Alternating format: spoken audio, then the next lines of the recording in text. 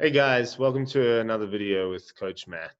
Today we're going to be discussing the Lucena position, which is a very interesting rook and pawn in-game position. In fact, it might be one of the most important rook and pawn in-game positions that exist in chess. So let's get right into it. Okay, so in this week's lesson, I actually I wanted to discuss this during the lesson, but there wasn't enough time. I was just going to do a shortened version, but now I've got the opportunity to do it in a video, and I'm going to now discuss some of a little bit more detail, let's say, about the position. All right, so let's have a look at it and let's start to suss out what's actually going on here in this position. Very important whenever you look at a position. Firstly, you look at the material, you see what's happening. Okay, it looks like white's a pawn up, pretty good. And it looks like he's on the verge of promotion. So in actual fact, it seems like this might just be simple, but it's not as simple as it looks. So if I'm thinking logically, I'm saying to myself, okay, how do I win this game? Well, I'm going to move my king out of the way, and then I'm just going to promote the pawn. The most important or the most critical thing about a Lucena position is that the king, or the opposition king, in this case the black king, is cut off by the rook. All right, so this rook is stopping the king from accessing, in this case, the e file.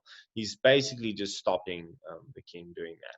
So the first mission in any one of these sort of rook and pawn in games is to cut the king off. Then the next thing, and I've already done these things for us, is to march the king and the pawn up the board till you have this position.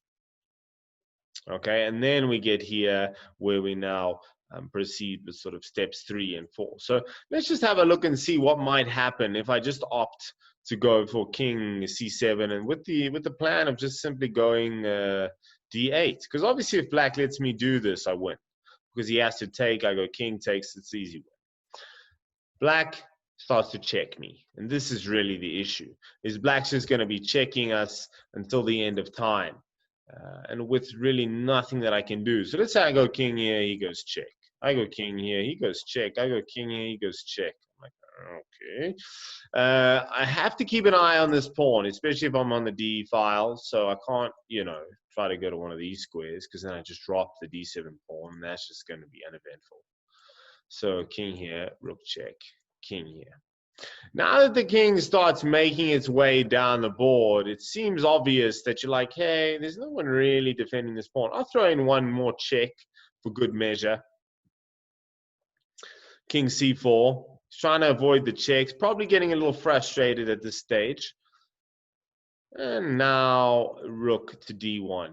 And it's immediately clear that there's no way that white is able to defend this pawn. The point now is that the d7 pawn is dropping, and it's going to be a draw. It's king and rook against king and rook. You can try some trick ideas to go here, but it's ineffective. Rook check, king here after rook takes. We have king takes. You could have tried to check and go on. Guys, this position is pretty much dead draw. So this is the issue. King c7.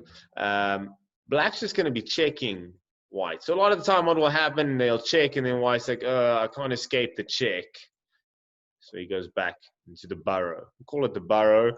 The pawn is preventing the rook from checking. Okay, cool. So we need a different strategy. First things first, in order for our strategy to work, we actually need this king to be 2 files or 2 blocks away from this pawn. And right now it's just 1 file. So what I'm going to do is I'm going to give this king a check. And the inexperienced player might have a look and see, oh, can't I just go king e6 here? This looks pretty good. Looks like I'm going to win the d7 pawn. And you're right. It does look like that. Unfortunately, it's not like that. White has this sneaky, brilliant little move, king e8. Again, now threatening to promote.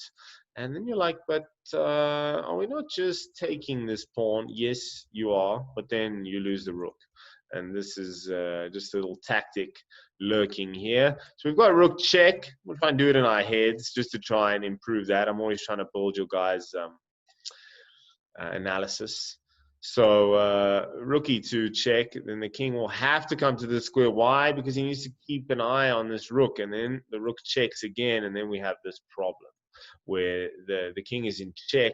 He's going to have to move, and then boom, the rook is going to leave the building. So rook check, king d6, rook d2. King moves again.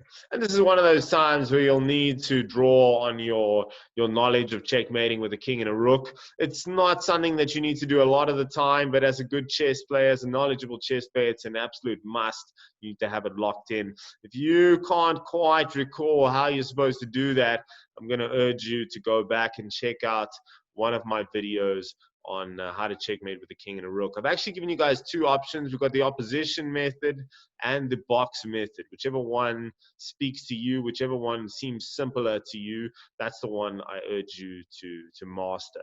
And it's definitely not a waste of time, just to make sure that you fully understand how to do it. You don't want to ever be caught in a situation where you need the win, and now you're unable to checkmate the opponent because you can't remember king and rook.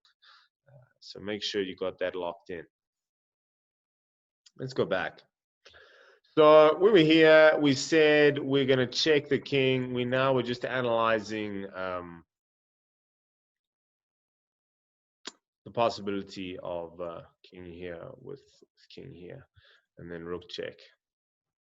So the king is not going to go down this path. Instead, he's going to move across, which now he is the 2 files away from the pawn, like we wanted. And the Lucena is also known as the building of a bridge. And that's the idea here. We're kind of going to build a bridge for our pawn to safely travel up the board. We're going to be able to blockade the checks with our rook. And how we do that is we move the rook to the 4th rank. So building the bridge, 4th rank. You got to remember that one, lock it in the brain. Let's say black's like, okay, there's not a great deal of progress he's going to be able to make here. He's just going to keep white tied down. It's a pretty good choice. King f2. Now the idea is we're going to zigzag until we get to this, and then we're going to use the rook to block the line of the rook. And now this is, you'll soon understand why it had to be 2 files away from this pawn.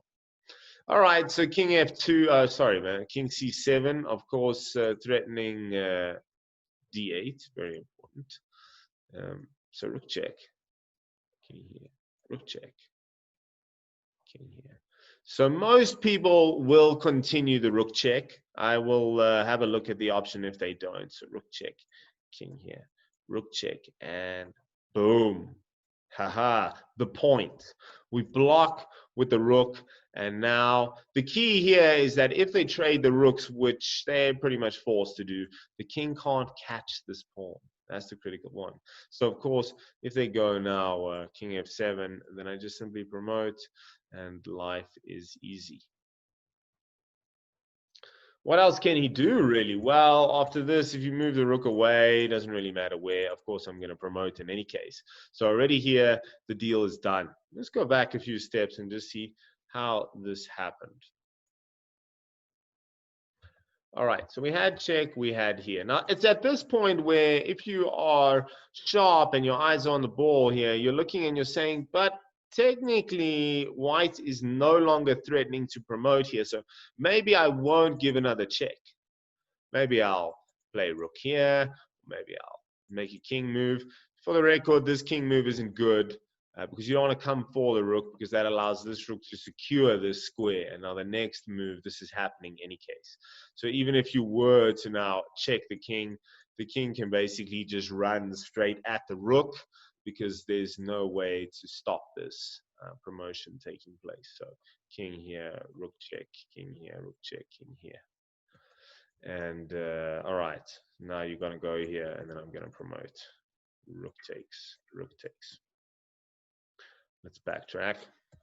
So we talked about this not being a good option. So we're just going to wait. We're going to wait. Let's see. Why can't do anything now? Now I just make a small adjustment to the rook here, with the intention of building the bridge on the 5th rank.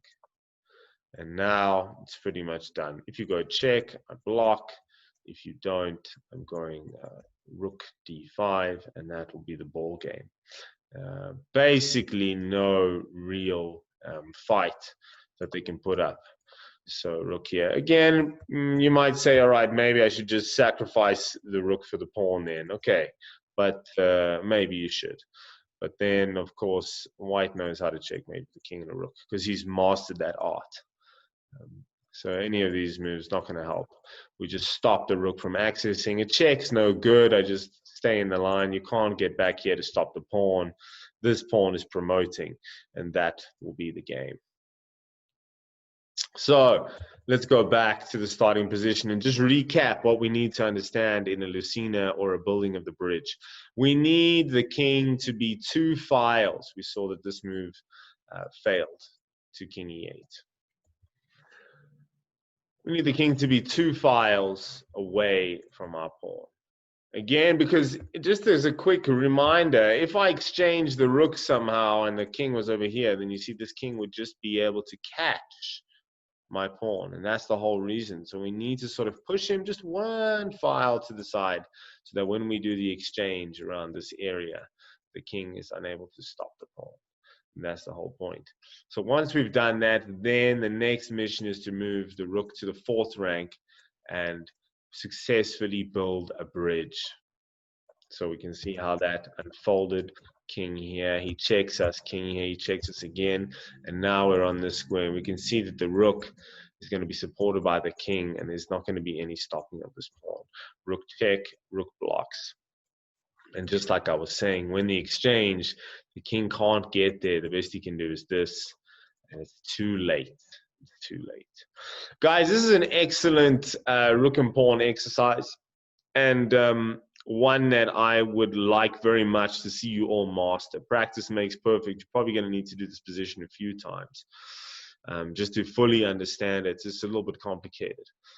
But I think it's a good one to show you, and hopefully this will allow you to win a few rook and pawn endgames. Rook and pawn endgames are notoriously tricky with just being 1 pawn up. Guys, I hope you enjoyed this video. I hope you're all staying warm and practicing hard. Look after yourselves, and I will see you again soon. Bye-bye.